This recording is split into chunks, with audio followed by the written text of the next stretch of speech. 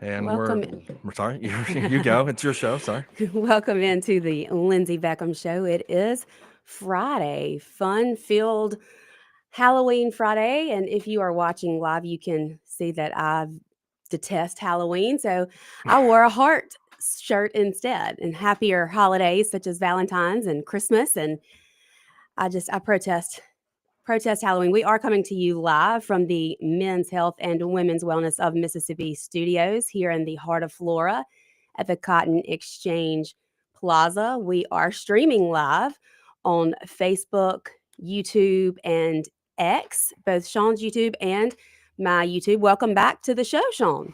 Thank you very much. Thank you very Happy much. non-Halloween. Yeah. Happy Halloween for those of you that love Halloween, like I do. Happy Halloween. I detest it. I will. I rebuke it. But you are taking the kids. I rebuke it in the name of Jesus. That's what we're going to talk about in a little while. You're going to take the kids trick or treating tonight, though, right? If they're lucky. I mean, how could you do? They're children. Like this. This is the argument that we have, y'all. Is Lindsey hates Halloween, but I'm like, you have to like it for the kids because no, they I love really it. don't. Yeah, you do. No, one of them wanted to be a werewolf, and I said, no, you can be a dinosaur.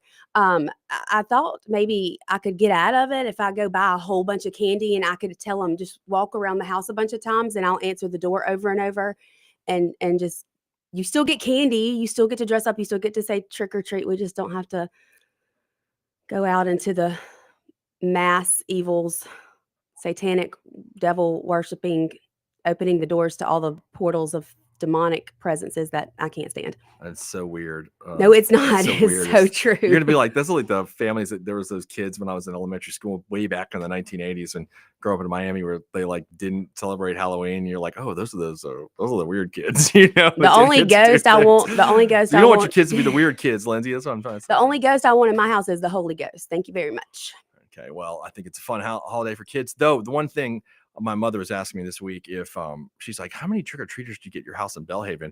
I said, well, there's a bunch, but I never know because I turn the lights off on my front porch, and because candy's expensive now with all this candy's inflation. Really expensive. So but candy's always been always been expensive. Doesn't matter who's president or not, really. But you have a uphill driveway that's very narrow. I mean, I'd be worried because it's dark too. I'd be worried about them getting hurt. Well, I turn it off. It's always a World Series time, and tonight is Game 6 of the World Series, and I'm going to be watching that. So I don't want to open the door for trick or treaters. So not bah humbug, that's Christmas, but as close as you could get to Halloween is what I'm going to do. You know what I learned today? What? So I was actually at Shaun's the other night, and he was not there, but I was watching the World Series game because I love baseball, and I finally had to just go home. I was falling asleep because it went so long. 18 innings. 18 innings is amazing. But you know, the only other World Series game to go 18 innings, the same person sang the national anthem at both of them. Is that not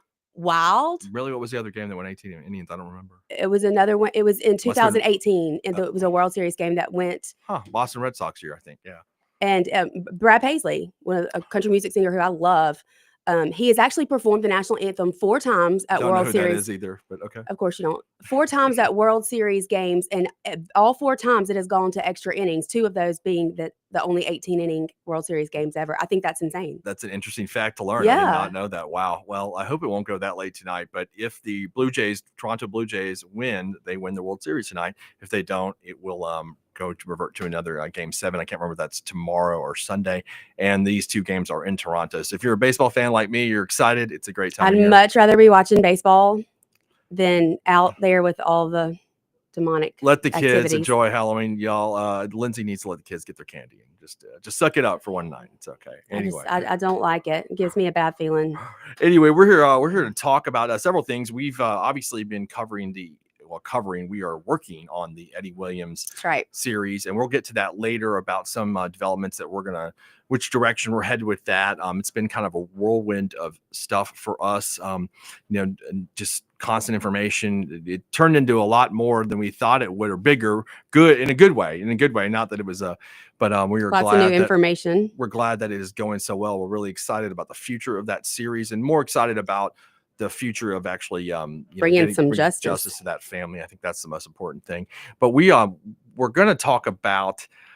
We talk a lot about I guess you could say what, Lindsey, like cop involved shootings or cop, when police, generally we're always on, I guess I would say this, we're always on the side of the police for the most part. And my background, I was a military police officer in the Marine Corps, then a prosecutor, and now I do criminal defense. But I've just worked with cops my whole life, and I'm just, I'm very partial to them, obviously, and I've just seen so many good police officers, and I think the media portrays them as bad. Right. That I'm always out there to try to do what I can, and I know Lindsey feels the same way, to protect them. And I am also part of the PBA Council, where I represent police officers that are involved in different types of criminal actions. That's a new honor that you just was bestowed upon you. So I'm all in on that, but unless it's the Goon Squad or Shaun Tyndall. So sorry, I threw you off there. Yeah, sorry. So I generally am going to take the side of the police on most aspects because of that. But I also, when it comes to the proper application of the law, I try to be as objective as I can. And there's a case that happened in Illinois about Illinois a year ago that involves a deputy named Sean Grayson, and he and a partner of his, which is I think his name was like Rowan Fairley or something to that effect. They went to a house of a woman named Sonya Massey, and y'all may have seen this in the news. And she, there's a video of the whole thing where she says something like, "I rebuke you in the name of Jesus," and had a pot of hot water in her hands. And Deputy Grayson thought that she was going to throw the water at him, and he shoots her in the head. Well, anyway, he was just convicted of what's called second-degree murder in Illinois just a few days ago after a trial. And where in this trial, and we'll go through that, even his partner testifies against him. So, this is one of the instances, I guess real briefly, that I would say that I'm like, no, I think the jury got it right against this police officer, because I don't think that he acted correctly at all, having looked at the video and the testimony in the case so far. Now, Lindsey just got a chance to look at it. We've looked at it several times last night. And what this video depicts, everybody, is a woman named Sonya Massey called the police because she thought there was like a prowler or an intruder. Now, if you watch the video, I have mixed opinions about it. No, okay, we get to yours too. I mean, she obviously appears to be some sort of mental issue. Would you say, Lindsey, something like that? Either she's on some sort of drugs, or there really is a big problem. But she calls the police because she says there's an intruder, or like a prowler or intruder. That's what she says. Yeah. And so they get there and they're talking to her, and they can tell obviously something is not right. Yeah, she looks crazy. Let's just say it. She looks a little crazy. She sounds crazy. She sounds crazy. You watch the video, she sounds like she's kind of crazy. And so at one point it looks like they're going to leave, but then they stop and ask her about a black SUV that's in her driveway and whose it is. And she says, "I don't know. Somebody just came and parked it there." And so that makes them kind of think maybe we shouldn't leave yet. And so they go inside, and they're asking her for her ID. And then she gets up and goes to the kitchen, and she had a pot on the stovetop, I guess, water that she was boiling. And from there, it gets out of control. Yeah, what you'll see, and if you can, everybody can Google the video. I was going to try to play it for our online audience, but there's too much profanity that we'd get cut off on the air. And I was like, okay, that's not a good idea. But so the officer, one of the deputies, and Deputy Grayson, who's actually ends up being the shooter or the man that was convicted, are in there talking to her. The other deputy, Fairley is his name, walks away from her while she's in the kitchen grabbing the pot of hot water. Now, she's not grabbing the pot in it didn't seem like a threatening manner. What comes across as slightly threatening is the fact she says, "I rebuke you in the name of Jesus," which does sound like you're going to do something. I mean, it does sound like that. Well, so the cop that didn't shoot, he is the one who initially backs away, and she says, "Where are you going? Where are you going?" And he said, "I'm getting away from the scalding hot water." But at that point, it didn't sound like there was any threat, because he was laughing as he said it. You could hear him laughing as he said it. As he said that. Well, I kind of took it as he was laughing because she's crazy, and he's afraid she might actually throw the water at him. Right. And this is the deputy that didn't shoot. Now, the other deputy is standing there, Sean Grayson, and she says, "I rebuke you in the name of Jesus." And he says, "You better not. I'll shoot you in the effing face." That's what he says to her. And then we don't see, because the cop that shoots doesn't have a body cam on. Now, the one that has stepped away does, but he turns away. And so we miss a few seconds of whatever the interaction is, but he's telling her to put it down, and she drops to the ground. Yeah, I mean, well, I think you could see that part pretty clearly from what I'm watching it, where there's a few seconds you don't. Well, I mean, he's telling her to put it down. He's got his hand on his gun and pulls his gun out. She drops to the floor and says, I'm sorry. And she's on the ground. I mean, and she's on the ground, and then he goes around and then he shoots her in the head. That's what you can see in the video. So we don't see there's a few seconds we don't see right before that. Yeah, but I mean, I think when he's telling her, put it down. So I don't know if she kind of made a motion that she was going to throw the water. It doesn't appear like that to me from what I'm looking at. I mean, and then he doesn't fire at that point. He fires when he walks to the side and she's on the ground. She's already below the kitchen cabinets at that point. And obviously we can't see that part because she's the cabinets. Yeah, but he's walking towards her though. You know, he's walking towards her. Like under no circumstances did he need to shoot her at that point. No, I mean, I don't think he should have shot her. You know? I think he probably regretted it instantly. Well, you can tell now from he does, for sure. You know, you can tell the conversation they're having after the shooting. You know, he's kind of saying, of course, there's some explicit language, but he's sounds like crap. What did I do? You know, that kind of that kind of tone in his voice. And the other cop, the one that did not shoot, says he's going to go get a kit, something, I guess, to some first aid. Right. And he says, no, it's not going to do any good. Yeah. I mean, it's a headshot, so it's not going to be doing any good. But I think, you can see, like, from this video clearly, like, she does drop to the ground. He goes, then he shoots. Like, that's the motion of the whole thing right there. So she's not in the act of throwing this pot when he fires. Like, she's not in the act of doing that at all. She is on the ground at that point below, and then he shoots her in the head. I don't know how in any world that's a justified shoot from what. Yeah, I mean, I agree. I just don't understand kind of what was going through his mind at that moment, like why he thought he was in such grave danger that he needed to shoot. And I mean, the other thing that we found out about him, he was dismissed from like 4 or 5 other law enforcement agencies, and he was actually kicked out of the Army. It was a general discharge, not a dishonorable one. Doesn't say the specifics for that, but he's had a checkered past. The guy has had a very checkered past. I wonder if he's just quick to reaction. Maybe. I mean, I don't know. It certainly seems like it was unjustified. Yeah, I mean, it seems like you have to be completely quick. I don't even know what the reaction was. He could have walked back out the door. I mean, it's nothing that would have seemed that she was. I mean, I can see even if she was in the act of throwing the pot on him or like pushing her and he got out of the way, but she's on the ground when he does that, when he fires. Yeah, when he tells her to drop it, she drops to the ground and you can hear her say, I'm sorry. And then he shoots her. Yeah, it doesn't make a whole lot of sense. Did we ever find out what was wrong with her? What? I don't know. I don't know what. Something. I mean, obviously it looked like something. I don't know what specifically though.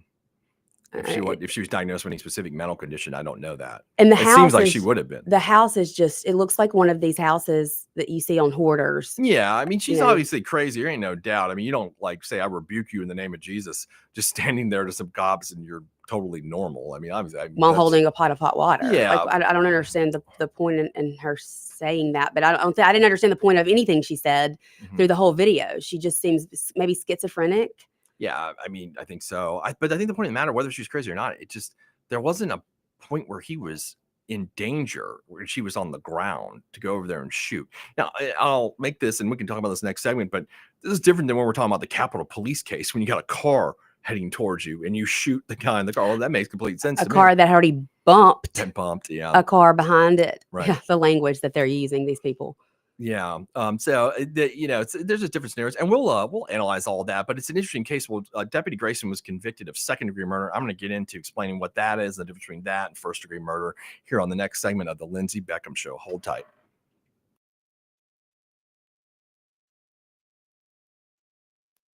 The Lindsey Beckham Show. Hold tight.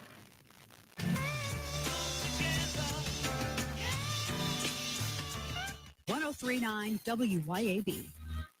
Friday night lights, family, and a hot Chinese pizza house, pizza on the table. Now that's our kind of hustle. Make it a sweep the kitchen and bring everyone together. Johnny's Pizza House. Let's share a slice. Here in the South, We keep our football loud and our pizza loaded. Grab a Johnny's Pizza House, sweep the kitchen, and cheer on your hometown team. Johnny's Pizza House. Let's share a slice. Americans for Prosperity is Mississippi's and the country's leading grassroots organization dedicated to promoting economic freedom and personal liberty. Americans for Prosperity advocates for limited government, free market policies, and empowering individuals. When given freedom and opportunity, Americans are capable of extraordinary things. If you are ready to make a difference in our community and want to get involved, then visit americansforprosperity.org. Be a part of positive change at americansforprosperity.org. Paid for by Americans for Prosperity. Pure Air Consultants has always been your go-to for reliable and affordable heating and cooling systems, and now we are offering day and night brand to avoid the 25 to 30% increases that everyone is talking about. With day and night, Pure Air Consultants professionals can install a reliable system with a 10-year system warranty, and right now receive $20 off on service diagnostic fees. Call us today, 601-939-7420, mypureairconsultant.com. Trigonometry is hard. Brain surgery is hard. But buying the woman you love a fine piece of jewelry this Christmas shouldn't be. At Juniker Jewelry Company, we've made it easy. You can shop from anywhere right now at JunikerJewelry.com. Or come see us in Madison and shop Mississippi's largest fine jeweler. With 10 times the selection of diamonds, engagement rings, diamond jewelry, earrings, pearls, and estate jewelry you'll find in average jewelry stores. All at the guaranteed best prices in the state. That's why folks have made us a Mississippi family tradition for 80 years now. This holiday, we even have 3-year interest-free financing for qualified buyers. We've made it easy. Guys, bagging a trophy buck is hard. So come shop where the hunting is easy. Juniker Jewelry Company. Your deer will love it. We guarantee it. Juniker Jewelry Company. From anywhere in Mississippi, we're at 1485 Highland Colony Parkway, just south of 463 in Madison, and online at junikerjewelry.com, Mississippi's direct diamond importer. Here's a word from John White, the owner of Two Gun Tactical in Flowood and Ridgeland. I carry a gun every day, all the time. Last year in America, 2 million legal guns were pulled, and it stopped the threat. So I'm really wearing a firearm just to stop the threat. There's more likelihood of me just pulling it and not using it than there is using it. TwoGunTactical.com, TwoGunTactical.com. Two Gun Tactical, the South's only country club. Hello, this is Kamisha Mumford. As a proud graduate of Mississippi State University and Mississippi College School of Law, as an attorney and a judge, I understand that working across the aisle is better than divisive rhetoric. I'm running to improve public safety, to protect our public retirement system, and to improve our aging infrastructure. On Tuesday, November 4th, vote Kamisha Mumford for Senate District 26. Paid for by friends of Kamisha Mumford. Have you been injured through no fault of your own? Do you know your rights? Don Evans does. Do you really believe that the insurance company would disclose all information to you? Don Evans will make sure that you are fully informed. It costs nothing to discuss your case. From car wrecks to malpractice, Don Evans will make you and your family whole again. Don Evans won't ever charge unless he collects for you. Call Don for a free, no-obligation consultation at 601-969-2006. Come together right now.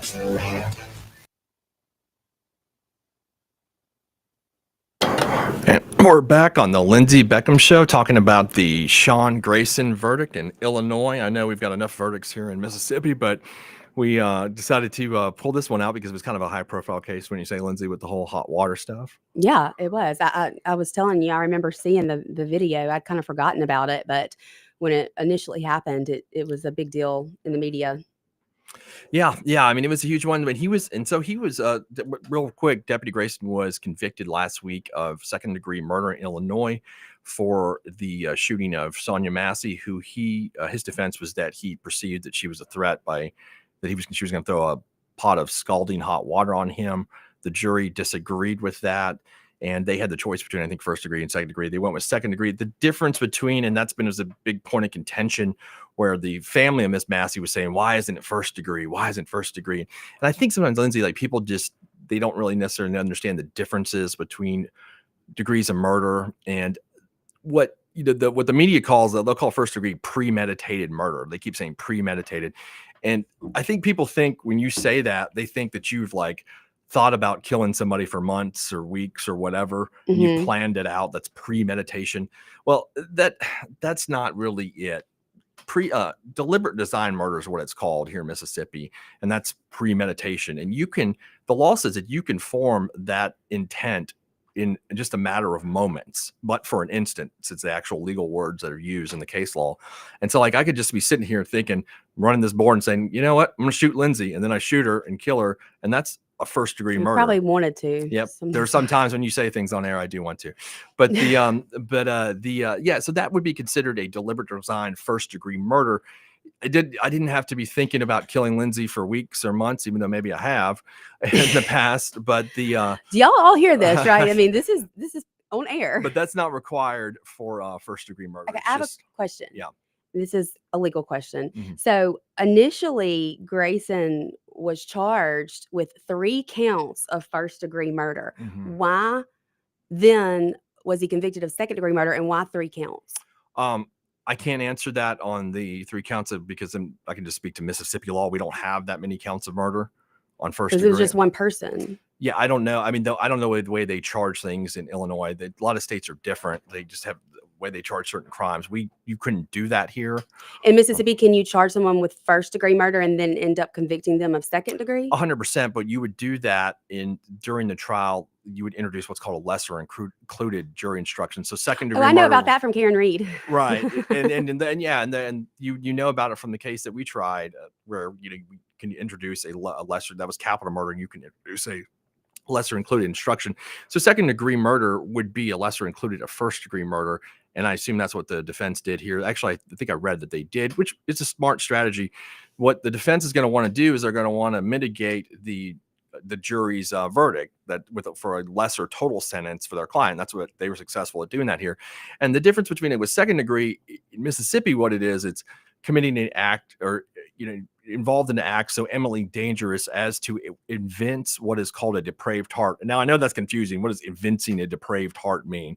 But that means, like, I'll give you an example of that would be driving down Highway 49 that's in front of us here at 120 miles an hour, drunk out of your mind, and then you kill someone. Now you think, okay, well, that's aggravated DUI, but it's also a depraved heart murder. There was a case years ago that we had in our office with a very famous socialite, Karen Irby. Everybody seems to know. On my way to Orlando, I sat next to someone that works for that company, and he was telling me all about all the details about the Karen. Trial. Yeah, when we had that. So I was involved in some of that, and we eventually did indict Miss Irby for depraved heart murder. She was driving at high rate of speed down Old Canton Road and killed those 2 doctors back in 2009. You would think, okay, well, that's also an aggravated DUI, and that's true. But it does. The maximum penalty of that is 25 years. Depraved heart murder is life if affixed by the jury. So that's kind of the way we were looking at it at that point. But her husband was evidently or allegedly beating her at the same time or something along those lines. Now, that is what was said. I don't know of any independent evidence that ever existed that that's true, except for what Karen Irby said. That's always been a point of contention with me, that they that was during when she pled guilty. I think if I remember, she pled guilty to manslaughter, and the victim's family was repeating things because she had said that Stuart Irby was beating her. Now, I don't know of any independent evidence that proves that one way at all that I ever saw. And I worked pretty closely with the main lead prosecutor, who was a friend of mine on that case. So I don't know. I think that was kind of her way of mitigating what had happened, but I never saw anything that proved what she was saying. I think what it was, she was driving super fast down that road, and she was drinking, and then she went in that lane and killed the 2 doctors in that fiery wreck. You prosecuted on that case? Yes. And then Tony he defended her? No, he did not. He was, I think she was defended by Joe Holloman, who you've met as a friend of mine. And Patrick Beasley was the lead prosecutor on that case. What did Tony do in that case? That was a civil case. That was the civil portion of it. Gotcha. Right? And I think that's kind of why that theory had gotten out there, or at least that's my assumption, is that Stewart was beating her, because that would maybe open up some civil liability for the Irbys or whatever.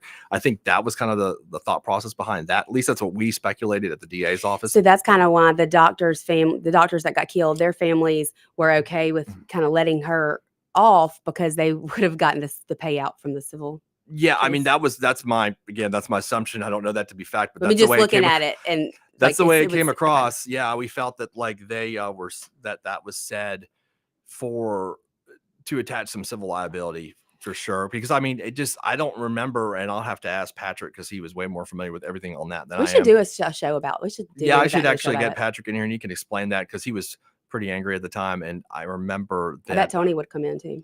Yeah, now the two of them together probably would be a good idea. From what I remember of that time, I don't recall the independent evidence that Stewart was beating her, other than Karen Irby said that. Now I'm going to double check that after the show because I just don't remember. But I don't remember ever seeing that except for what she said. So that's as far as. But I'm going to double check because I'm interested now that we're talking about that. And he's dead now. Yeah, I think he killed himself around 2012 after she was convicted, or after she got out of jail. When she was getting out of jail, I think her sentence was commuted by Governor Barber. So, and that was right. That was about the same time. I think it was right when that happened. Well, and in this case, the one that we're talking about out of Illinois, where this cop was just convicted of second-degree murder, the family was awarded $10 million. Yeah. And they did pass new laws in Illinois to do stricter background checks on law enforcement, which I think is great. I think we need that everywhere. That's terrific. I didn't know that part. I knew the civil part. I didn't know that they had actually passed laws on that. It's called the Sonya Massey law. Okay, well, look at this guy, and I know that he had got dismissed from about 4 to 5 other agencies in a short period of time, and then was hired by this sheriff's department. You would think they would have done a better background check on him. My initial reaction is that this man just acted rashly. I watching it and hearing the way he sounds after it, I don't believe like he walked in there and said, "I want to kill this woman" in his mind. Yeah, I mean, I think he just. And that's probably why, I don't know, I haven't looked into his background or what he got in trouble for prior to this, but it seems like he just reacted far too quickly instead of kind of taking some deep breaths and let's see how things play out before we shoot somebody and kill them. Yeah, I think though, I mean, don't you think most murders happen? I used to say that when I was at the DA's office. I'd say nobody gets up in the morning unless it's a really premeditated thing, and says, "Man, I'm going to kill somebody today." That's usually not what happens when somebody gets murdered. And why shot to the head? Like, why not shoot her in the arm where she's holding, so she drops the pot if that's what he's truly scared of? Why shoot her in the head? I mean, she was on the ground when he shot her, so maybe that was the part of her body that was sticking out there, easiest for him to hit. Yeah, I guess. I mean, it posed no threat at that point. It appeared to me in that. Yeah, it certainly didn't appear that way. Yeah, I mean, I would say that he was acting over rash. Yeah, that's what I'm. Yeah, and I think that I'm glad you brought up the Sonya Massey law, because I think that is a good. I mean, look, in every profession, there's bad people. There's just bad people in anything you do, and unfortunately, like all these other police officers get painted with this guy who's obviously got a track record of having problems, which makes their job that much more dangerous. And it's not, and it's not fair to them. Like we've talked about the Capitol Police case with Michael Reinwald and Stephen Frederick endlessly. Those two guys, like, they don't have anything to do with somebody like Sean Grayson, who's got some problems, and they didn't do anything like that. They were just trying to save their own lives. Grayson was not saving his own life. He was acting like an idiot. But far too many times we see cops get in trouble for something and then lose their job, but they just go to another precinct or another department, a county over, and get a job immediately. Yeah, that's true. That happens. That happens all the time. And so, I mean, maybe we need, I don't know, Lindsey, you're the legislative person. Maybe you should talk to your legislator buddies and see if that's something possible too. I'll change a law in a heartbeat. I mean, I think it's a good time for it too. I mean, you brought up the Goon Squad. After what we just saw happen here, that it became, just a horrible thing and a national embarrassment for the state. I think that's just a good time for that. Of course, I believe wholeheartedly they were being protected. Yeah. Instead of being fired, they were being protected by, in my opinion, they were being protected by their sheriff over there. Yep, and that seems to be the opinion of a lot of people. So, and we're going to talk. Actually, I want to get into Deputy Grayson's partner's testimony, which is really interesting. First time I've ever seen somebody's partner testify against them in a law enforcement capacity. That's not something that usually happens, but we'll talk about that if y'all stay tuned for the next segment of the Lindsey Beckham Show. Be right back. That usually happens, but we'll talk about that if y'all stay tuned for the next segment of the Lindsey Beckham Show. Be right back.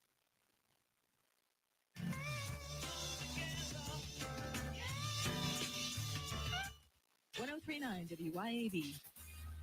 Friday Night Lights, family, and Hot Johnny's Pizza House, pizza on the table. Now that's our kind of hustle. Make it a sweep the kitchen and bring everyone together. Johnny's Pizza House. Let's share a slice. Here in the South, we keep our football loud and our pizza loaded. Grab a Johnny's Pizza House, sweep the kitchen, and cheer on your hometown team. Johnny's Pizza House. Let's share a slice. Nick Bain served Mississippi for over a decade in the State House. During that time, he fought for our children by protecting them against explicit materials pushed by the woke agenda. He protected taxpayers by streamlining government and helped create policies that have made Mississippi better. Nick and his team at Bain Bowen will use the same tenacity in helping you with all your legal matters. Call them today at 601-953-2994. Find Nick online at bainbowen.com. That's BAIN Bowen.com. Did you know that the average six-room house collects 40 pounds of dust each year? Local business Pure Air Consultants Duct Cleaning Service can rid your home of the dust, dirt, and debris that may be caught in your air ducts. They can eliminate the mold, fungi, and microbes that might be growing inside your ductwork and polluting the air you breathe in your home. Mention WYAB and receive a free UV light with system replacement. Visit online at mypureairconsultants.com. mypureairconsultants.com.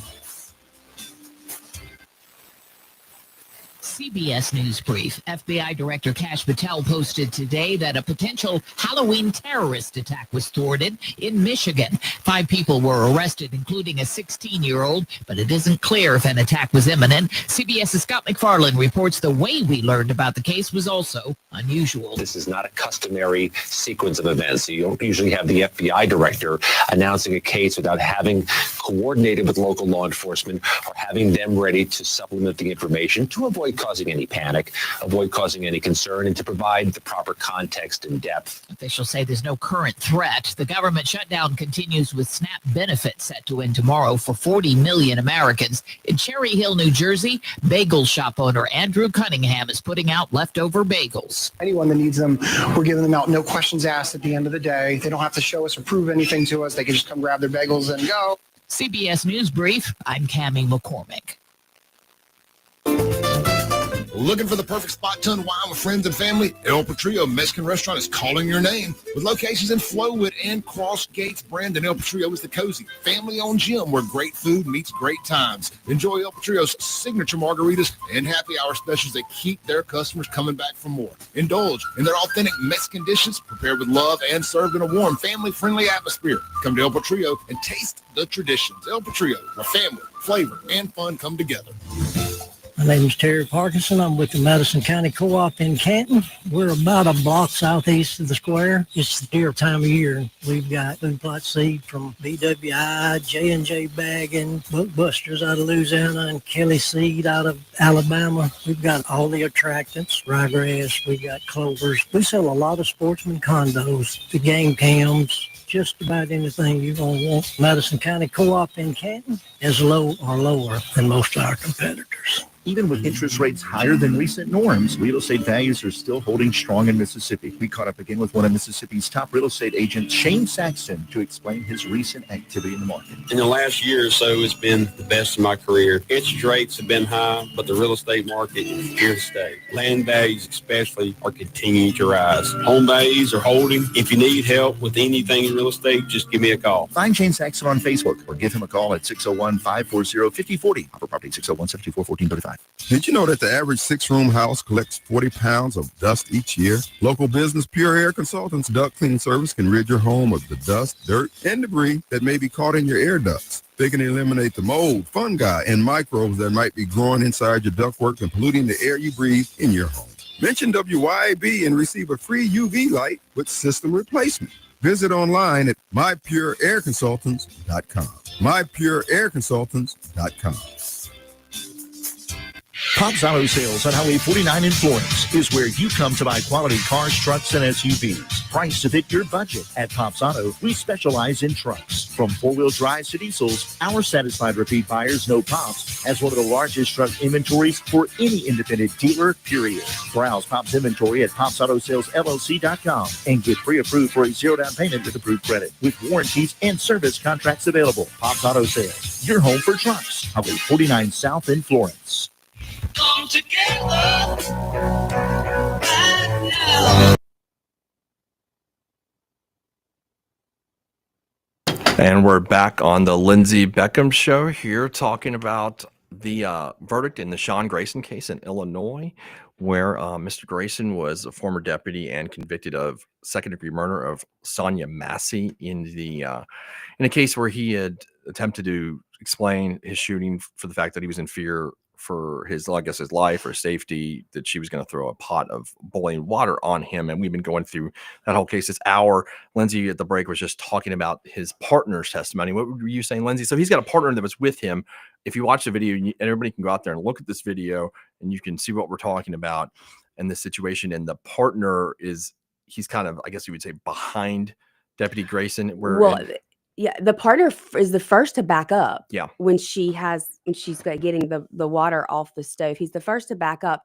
The partner also does grab his gun and point it as well. But that's what you do when your partner pulls Right. his Well, gun. and that's what his testimony was, that he never really felt threatened by this woman, and that the reason he became more, I guess, on edge was because of his partner's reaction. Well, I think you could see that's a good point, because you could see his partner, the one that Grayson, who was convicted, the way he approaches it before he ever pulls his gun. He says, "I'm going to shoot you in the effing face." Mhm. Like, that doesn't seem like the appropriate thing to say at that point.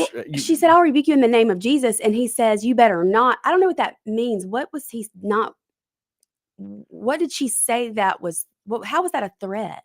Well, I think what he was thinking, my guess is that when you say, you've seen movies and stuff, it says, "I rebuke you in the name of," somebody throws like water or whatever, like, "I rebuke you." Like, I don't know. I've seen it in movies. And so I kind of got that's why I don't watch those kind of movies. Yeah, I kind of got what he was saying there, but his response to it was, "I will shoot you in the effing face." The way he did, I felt like he could have said, "Okay, man, look, you better drop that right now and have, hand on his gun or whatever."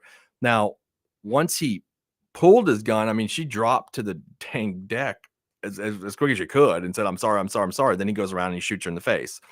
So he was already approaching it in a weird sort of manner that I don't think was necessary for the situation. It wasn't like he was on the street and some dude had a gun and was pointing at it. It just wasn't that situation. It was a lady in her bathrobe that was kind of away from him, And I don't understand his thought process of going straight to, "I'm going to shoot you." Yeah. Because, not only is this woman's life over and many lives ruined, her family, but this man, the shooter, Grayson, he's 30 years old. He's got a fiance. Was supposed to marry in October. He also was recently diagnosed with colon cancer. And so At 30? At 30. Wow. And so, this is going to ruin not just her family, so many lives in her family, but his as well. And probably the partner who's witnessed all this and is distraught over it and having to testify against another cop. That's not easy to do either. So lots of lives ruined here. Well, that was what I was going to say too. I mean, in all my years practicing law and all the cases where I've seen police be on trial, it's rare that you see a partner testify. You don't turn on your brothers. I mean, I'm not. I mean, I'm be honest, y'all. I'm not doing it. Like, I'm just like, yep, didn't see nothing. That's just kind of. I mean, it has to be. My point is, it has to be that egregious, that bad, where you were like, dude, this was messed up. And I think you could tell even in the video that guy felt that way. Like, and in that instance, all kidding aside, I would have felt that way too. I was like, man, you did not have to shoot this lady in the face. Like, this was not appropriate. And I don't know how there's any other way to take that. Yeah. I'm surprised he didn't. I wonder if there was any kind of plea negotiation where he was offered something reasonable. Maybe he wasn't. Maybe the state never offered him something where he could have, it would have taken. But here's the kicker: he had worked at 6 law enforcement agencies since 2020. So in the past 5 years, he's been at 6 different agencies. He was hired at all 6 departments after being charged with 2 DUI misdemeanor offenses, one in 2015, one in 2016. But his personnel file also shows several deficiencies in his workplace performance. They said that he has not demonstrated good officer safety skills, obviously. Yeah. One of the departments said that he needs more training. Another department said he's going to get some now. Yeah, they believe he needs more extensive training. His psychological evaluation, they said that they noted that he knows he can move too fast at times. He needs to slow down to make good decisions. So, I mean, this was kind These are of all the other documented, all the other departments in his personnel file. So this has kind of been documented over time that he makes very rash decisions. Wow. So so they had this information when they hired him, right? And they put him out on the street with a gun when they're like the other departments were saying, hey, and the departments had let him go. Is that correct? Yes, they let him go. How many was it now? 6. 6 departments had let him go, and he's only 30 years old. Yeah, he's 30. Records from the Logan County Sheriff's Office, meanwhile, said he needed to take high-stress decision-making classes. So this is a consensus across the board. And why are we continuing to hire? I mean, I guess that was the reason for this new law in Illinois, because these different departments continue to hire him, even with a very long list in the past of how he cannot make good decisions in these high stressful moments. That's a good list of information. I couldn't find the it was 6. I thought it was 4 6 departments. And he also 6 in 5 years. And he also was got a general discharge from the Army for serious misconduct is what it says. I mean, this guy should never have been a cop. I mean, it seems obvious this guy should never have been a cop, never been put in that place to do that. And he needs to have a desk job. or just not be in law enforcement. Yeah. And he can go do something else, right? Or put him on paperwork. Well, I mean, now he's looking at 4 to 20 years. I don't know what their percentage of that you would have to serve in Illinois. When is his sentencing? In January 26th, I believe is what they said. Right. So we'll find out in January what he's going to be sentenced to. In Mississippi, if you're sentenced to a second-degree murder, it's between 20 to 40 years if the judge sentences you. The jury is the one that can affix a life sentence, so the jury can do that on second-degree murder charge. But as far as I know, they can't. The jury is the only one. If you're convicted of second-degree murder in Mississippi, the jury is the only one that can sentence you to life. So they already would have done that, right? Well, I don't know what Illinois law is in relation to that. It may be that they don't have it written that way. Like it's just because that's how Mississippi is. Yeah, that's how Mississippi is. So that's the only I can really speak to. I don't know. It looks like Illinois has got a bunch of little different things, and I think the max here, what I read, was 20 years. So that may be all they have there. The jury's not able to do that, but here they are. And if they can't agree on life, then the judge can sentence you between 20 to 40 years. And there's been some conflict with that because they haven't been able to determine necessarily if that's day for day time, which means you have to serve every day of it, or it's like manslaughter where you're going to serve 50%. Like Mississippi, if you get convicted of manslaughter, you only serve half of that sentence. So 20 years is the max you would serve. You could potentially be out in 10 years. Right now, depraved heart murder, you have to serve every day of it as far as the calculations that I know that are out there that you have to do. But I think the legislature is tinkering with that or planning to. We'll see how that goes.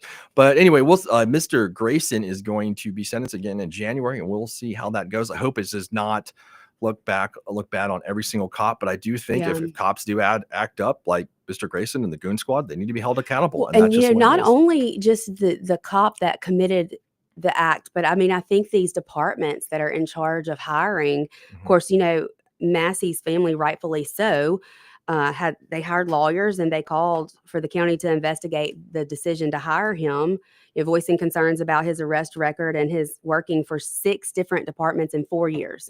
4 years, 6 departments. Right. That's that he was let go of. So, obviously there's a problem here. And why are the administrations and HR departments in these different law offices hiring people with this kind of record? Yeah, I don't know, Lindsey. Like I said, maybe here you check into the new to possible new laws on that. We'll see. Before we got a few minutes left on this segment, and then we'll have the last short segment. But I know I wanted to, and you wanted to talk about the Eddie Williams series that we've been doing. If y'all been tuning into that, we've been on that for the last couple months.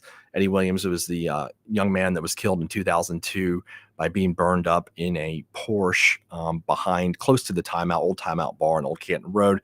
The 2 men arrested for that were James Mitchell and Matt Weghurst. Mr. Weghurst was killed in a DUI auto wreck about 3 years ago. Mr. Mitchell is still above ground. And so we've been working on that and why they were presented to the Hinds County Grand Jury many, many years ago. The case was no billed, which means dismissed, but can be represented. And Lindsey and I have been working on this. We've done 4 episodes. We've interviewed a bunch of witnesses. We're interviewing more. We've hired private investigators, and we are working on that case. So I know that people have reached out to me on the last couple of weeks, like when's episode 5, and we're I guess I don't want to speak for you, Lindsey, but we want to make sure that we're not just pumping out episodes just for the sake of pumping out episodes. We don't want to we want to have factual information, and we have people that we are talking to, new people that have come forward that have messaged you or I or both of us, and want to talk about what they remember from that night. And so we are in the process of doing that. But again, we want to make sure that we're not just, because obviously it's not just for content that we are doing this. We truly do care about this case and hope to bring some sort of justice to this family. It's been far too long. And so we want to make sure that we have all of our ducks in a row and that we're bringing completely factual information. That's right.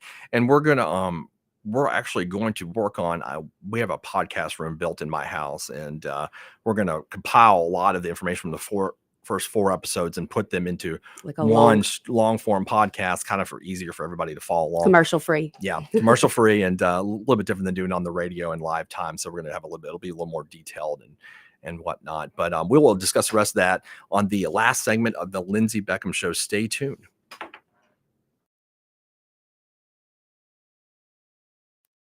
The Lindsey Beckham Show. Stay tuned.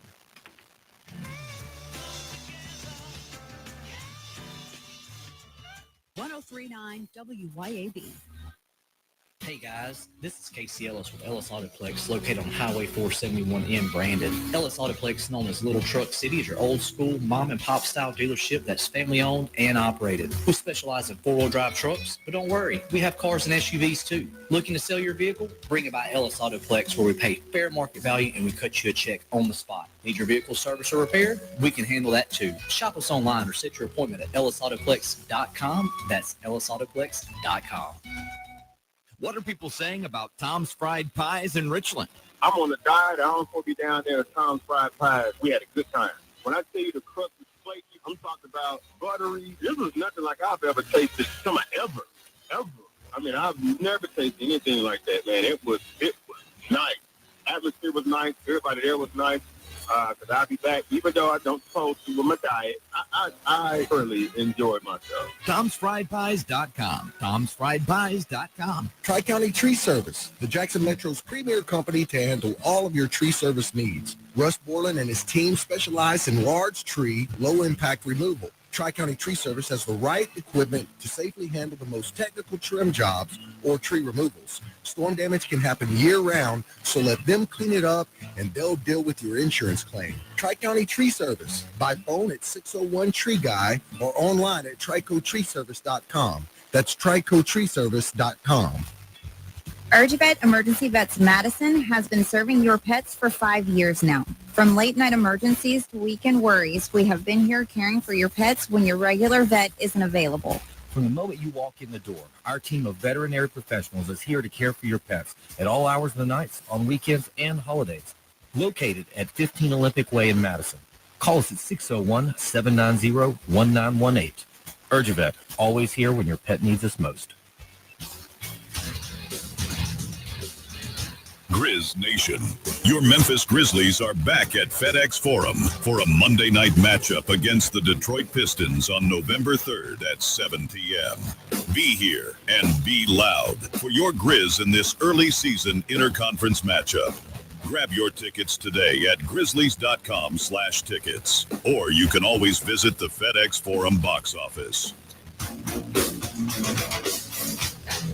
There's never been a better time to buy a new construction home in the city of Brandon at Hyde Park. Take advantage of builder incentives, including seller pay closing costs or rate buydowns that help you lower your payment by hundreds. Prices start at $299,000 at Hyde Park. These beautiful homes offer LVP flooring, gas fireplace, and 2-car garages, all backed by a wonderful builder's warranty. Hey, I'm Brad Burleson with UList Realty, and I'd love to show you around Hyde Park anytime. Give us a look at our website, ulistms.com, or simply Google Hyde Park Brandon. Hey, Rankin County, swing by the locally owned and award-winning 042 Wine and Spirits on Highway 80 next to Sonny's Barbecue in Brandon today. We've got one of the largest selections around with over 200 bourbons and whiskeys to ignite your taste buds, more than 50 vodkas, 50-plus tequilas, 30-plus rums, and ready-to-drink cocktails, as well as premium scotches. And get this, we've got over 400 wines in stock for the perfect pairing anytime. Discover your new favorites today at 042 Wine and Spirits right next to Sonny's Barbecue, Highway 80, Cross Gates, Brandon.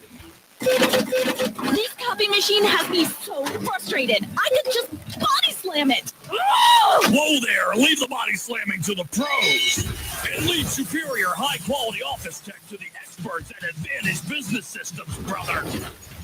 Get it! Never body slam your copy machine again. Visit absms.com. Advantage Business Systems, laying the smackdown on bad tech. Come together.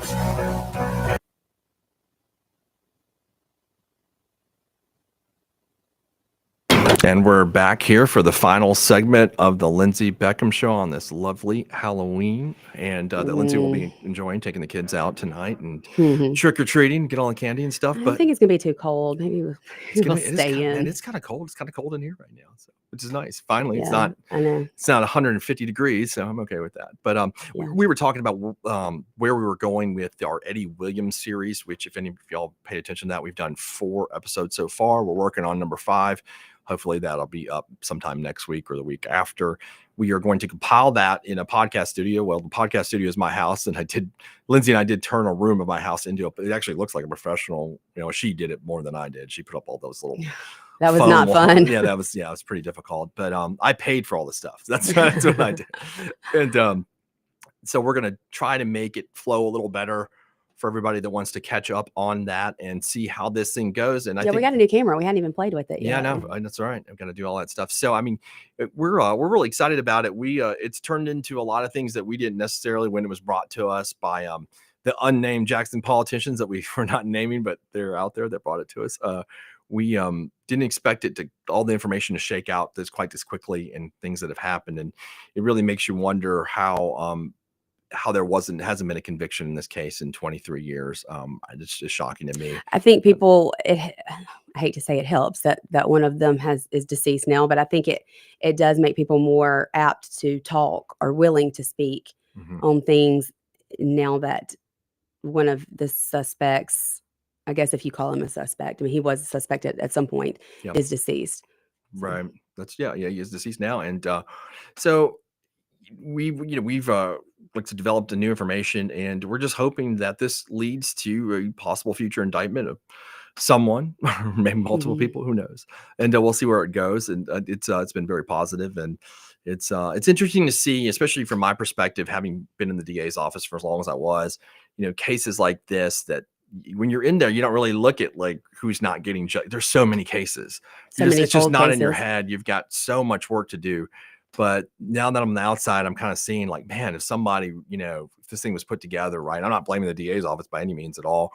It seems like it could have been put together and this could have been resolved a long time ago. It's one of the simplest cases I think I've ever seen, actually, in terms of, simplicity, who I think did it and what the evidence was. It's just like, there's so much evidence out there that I don't know how the target was missed, but it was. We will be back, or I will be back Monday. I'll have Rance Bilbo from the GOP on the day before the elections. We'll break down the elections and why Mississippi needs school choice, why the Republican Party is supporting that. And, I got to throw that in there. Of course. And Monday. I'll see y'all next week sometime too. Bye. Bye.